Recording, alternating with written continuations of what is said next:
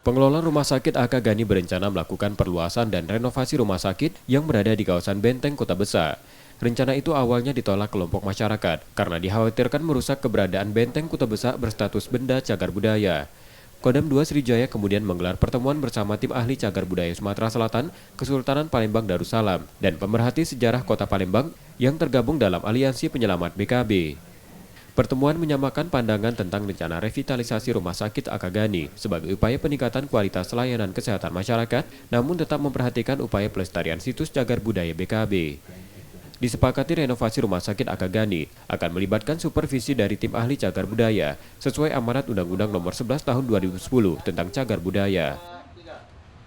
Bahwa memang ada rencana untuk peningkatan kualitas pelayanan publik di Rumah Sakit AK Gani yang dilaksanakan di situs cagar budaya. Nah, pelaksanaannya akan kita tetap memperhatikan cagar budaya itu, kelestarian dari cagar budaya itu sendiri. Jadi ada keseimbangan antara kita menjaga kelestarian cagar budaya, sekaligus kita meningkatkan kualitas layanan kesehatan kepada masyarakat. Tim ahli cagar budaya Sumatera Selatan menekankan bila renovasi Rumah Sakit AK Gani harus tetap memperhatikan aspek pelestarian cagar budaya. Sebelum renovasi dilakukan, pihaknya mendorong dimulainya kajian tim ahli. Pembangunan rumah sakit di situs cagar budaya ini itu akan tetap berjalan dengan tetap memperhatikan aspek cagar budayanya.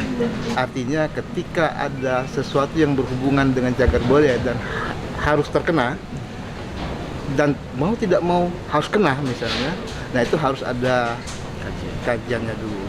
Situs ini harus kita jaga dan kita lestarikan, tapi pemanfaatannya terutama untuk publik dan masyarakat juga harus kita perhatikan. Karena kita ini ingin supaya sesuatu yang ada di sini benar-benar bermanfaat dan juga segala sesuatu yang ada di sini tetap selamat.